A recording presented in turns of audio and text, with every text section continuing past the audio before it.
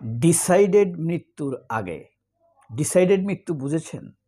ধরেন ফাঁসি দেয়া হয়েছে, যেমন শহীদ মাওলানা মতিউর রহমান নিজামী, শহীদ আলী আহসান মোহাম্মদ মুজাহিদ, শহীদ বীরপুরুষ চট্টগ্রামের বাঘ সালাউদ্দিন কাদের চৌধুরী, শহীদ কামারুজ্জামান, তাদেরকে যখন ফাঁসি দেয়া হয় ডিসাইডেড যে এত ঘন্টা পরে ফাঁসি, এতদিন পরে ফাঁসি হবে, তখন তাদের অবস্থা কি আমরা কিন্তু জানতে পেরেছি। তাদের মানসিকতা ছিল শক্ত, মৃত্যুর জন্য ছিল প্রস্তুত। এর মধ্যে কেউ কেউ কিন্তু এহরামের মতো, হজের কাপড়ের মতো কাপড় পরে ফাঁসির মঞ্চের দিকে দীপ্ত পদক্ষেপে এগিয়ে গিয়েছেন। বিশেষত শহীদ আব্দুল কাদের মোল্লা। একবার ভাবুন তো, আমরা তাদের ব্যাপারে যে গল্পগুলো শুনেছি সেই গল্পগুলোকে কিন্তু কেউ চ্যালেঞ্জ করেনি যে এটা মিথ্যা। অর্থাৎ তারা ছিল দৃঢ় প্রতিজ্ঞ, ইমানে আহলাকে সবসময় ছিলেন ভরপুর। তাদের মনে মৃত্যুর কোনো ভয় দানা বাঁধেনি। তারা অবিচল থেকেছেন, উল্টো নিজের পরিবারকে সাহস দিয়েছেন, সংগঠনকে স্থিতিশীল, ধীরস্থির এবং শান্ত থাকতে বলেছেন। একবার ভাবুন তো, আসাদুজ্জামান খান কামাল, কসাই আসাদুজ্জামান খান কামাল, তার যখন ফাঁসি হবে তখন তার চেহারাটা কেমন হবে, সে কি করবে? কখনো কি দুটো একসাথে মিলিয়ে দেখেছেন? একজন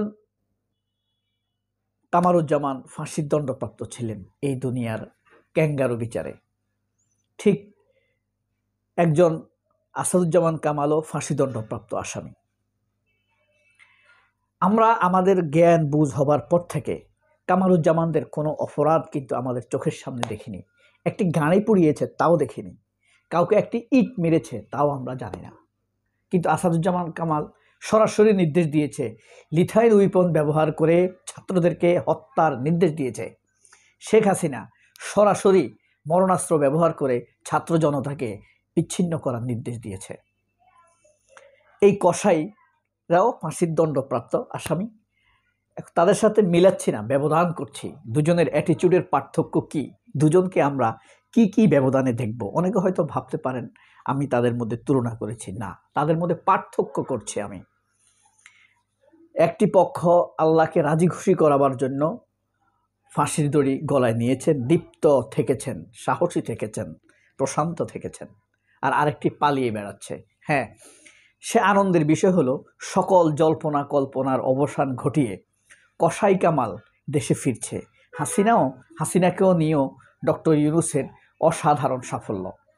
আমরা প্রেস সেক্রেটারি, জাতীয় প্রেস সেক্রেটারি বলতে পারি আমরা, জাতীয় প্রেস ক্লাবের না, অর্থাৎ ডক্টর ইউনূসের chief press secretary Shafiqul Alam, আপনি বলতে পারেন তথ্য মন্ত্রণালয় তিনিই চালান, আমি একরকম বলে দিতে পারি। প্রেস সেক্রেটারি দীপ্ত কণ্ঠে বলেছেন তারা আসবেই। আওয়ামী লীগ কোনো রাজনৈতিক দলই না, এটা কিন্তু অপসংস্কৃতি, এটা একটা ভারতীয় শক্তি।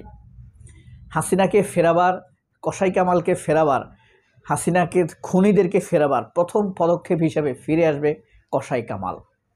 কসাই ফিরছে, এটা নিশ্চিত হওয়া গিয়েছে, এবং ভারত একরকম রাজি হয়ে গিয়েছে কসাইকে ফেরত দেবার জন্য। আর একে দেওয়ার পর, কসাই কামালকে ফেরত দেওয়ার পর হয়তোবা ভারত দর কষাকষি করবে শেখ হাসিনাকে নিয়ে। কিন্তু সেখানে একটি ফ্যাক্ট হয়েছে, অলরেডি ডক্টর ইউনূস নির্দেশ দিয়েছেন রোম স্ট্র্যাটেজির মাধ্যমে, রোম সনদে যেহেতু বাংলাদেশ স্বাক্ষর করেছে, সেই রোম স্ট্র্যাটেজির মাধ্যমেই শেখ হাসিনাকে ফেরত আনার উদ্যোগ অলরেডি ডক্টর ইউনূসের থেকে নির্দেশ এসেছে। এবং আশ্চর্যজনকভাবে আমার বসলাম একটু রেডি হয়ে, স্ক্রিপ্টও আমি আজকে একটু লিখে রেখেছি।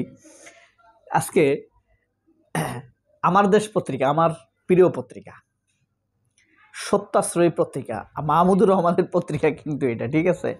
So this is not a news paper, this is এই স্ক্রিপ্ট, ডেইলি স্ক্রিপ্ট আমি সংরক্ষণ করি আমার দেশ পত্রিকা। ভারত ছেড়ে এবার নিরাপদ আশ্রয়ে খোঁজ কামালের। হাঁ করে তাকিয়ে থাকেন, কোথাও কারোর সাথে কথা বলতে পারেন না, তাকে হাঁ করে তাকিয়ে থাকেন কেউ কিছু জিজ্ঞেস করলে। এখন সে এদার ওদার ছুটে বেড়াচ্ছে। এতদিন যে নির্দিষ্ট জায়গায় ছিল, তার মৃত্যুদণ্ড হয়েছে এবং ভারত সরকার তাকে বাংলাদেশে হস্তান্তর করানোর জন্য প্রাথমিকভাবে সম্মতি জ্ঞাপন করেছে। এটা শোনার পর তার এখন শুধু সারাক্ষণ ঘামায়, পালিয়ে ঘুরে বেড়ায়, কিছুদিন পর পর 1-2 দিন পর পর বাসা বদল করছে। টাকার তো অভাব নাই, কিন্তু মনে তার শান্তি নাই। এই অশান্ত তিরচ্ছিন্ন বিচ্ছিন্ন আত্মা নিয়ে সে ঘুরে বেড়াচ্ছে এক জায়গা থেকে আরেক জায়গায়। আরেকটা বিষয়, তারা যখন কারোর সাথে কথা বলে, তারা বিদ্যমান পরিস্থিতিতে চলমান লিভিং প্লেস থেকে তারা কোনো সাক্ষাৎকার দিতে পারে না। তারা কোথাও পালিয়ে যায়, অনেক দূরে যাবে, যাওয়ার পর কোনো একটা পাবলিক টয়লেট অথবা কোনো একটা বাস স্ট্যান্ড অথবা পরিত্যক্ত কোনো একটা ডাস্টবিনকে পেছনে রেখে তারা তাদের সাক্ষাৎকার প্রদান করে। কিছুদিন আগে আপনি দেখেছেন সন্ত্রাসী সংগঠনের এক সেক্রেটারি কলকাতাতে সাক্ষাৎকার দিয়েছে এক ইউটিউবারকে, সেখানে পিছনে একটি ভাঙা টিনের ঘর। আবার এর আগে দেখেছি এক জেলা সভাপতি একজন পৌরসভার চেয়ারম্যানকে সাক্ষাৎকার দিতে, সে সাক্ষাৎকার দিচ্ছে পেছনে একটি ডাস্টবিন রেখে, পরিত্যক্ত ডাস্টবিন, ময়লার গাড়ি। এভাবেই তারা নিজেদেরকে আড়াল করার চেষ্টা করছে, পালিয়ে গিয়েও পালিয়ে যাচ্ছে, পালিয়ে যাবার পরেও সেখান থেকে পালিয়ে যাচ্ছে, বুঝতে পারছেন? কিন্তু হ্যাঁ, বাংলাদেশ থেকে শত শত সিভিল ডিটেকটিভ মেম্বার কলকাতাতে, দিল্লিতে, আগ্রায় ঘুরে বেড়াচ্ছে তাদের খোঁজ নিতে। তাদের খোঁজ অলরেডি বাংলাদেশের মানুষ জানে কে কোথায় আছে। এটা একটা বিস্ময়কর ও আশ্চর্যজনক ঘটনা। সবার তালিকা আছে, কে কতবার স্থান বদল করেছে, কোথায় কতদিন ছিল, তাদের খাবারের শখ কী, অবসরে তারা কি করে, তাদের সাথে সাধারণত কারা আড্ডা দেয়, এসব বিষয়ের তথ্য অলরেডি বাংলাদেশের একটি রাজনৈতিক দলের কাছে হাতে চলে এসেছে। এটা কিন্তু সরকারি না, তাহলে সরকারের কাছে আরও কিন্তু কঠিন সিদ্ধান্ত রয়েছে বা কঠিন তথ্য রয়েছে। তো তারা এভাবে পালিয়ে বাঁচতে চাইলেও পালিয়ে বাঁচার চেষ্টা করতে পারে, কিন্তু আসলে তারা পালিয়ে নেই। তাদের সকল তথ্য, সার্বক্ষণিক তাদের মুভমেন্ট বাংলাদেশের হাতে চলে আসছে। সরকার নয়, একটা রাজনৈতিক দলের একটি সেলের কাছে এই তথ্য চলে আসছে। এখন এই যে কসাই কামাল ফিরে আসছে, তার যে মতিভ্রম ঘটেছে, এটা কি অনুতপ্ত বোধ থেকে? না, মানুষ যখন অনুতপ্ত বোধ হয় তখন মানুষ ব্রেন শার্প হয়ে যায়, সুস্থ হয়ে যায়, কাঁপুনি আসে, কান্না আসে, তার অনুতপ্ত হয়, তখন সে এটা প্রকাশ করে ফেলে। কিন্তু এই কসাইরা অনুতপ্ত হয়নি, নিজেদেরকে আসলে সেভাবে তুলেও ধরতে পারেনি। দেখা যাক শেষ পর্যন্ত কবে আসে কসাই কামাল। সবাই অনেক ভালো থাকবেন। আল্লাহ হাফেজ, আসসালামু আলাইকুম।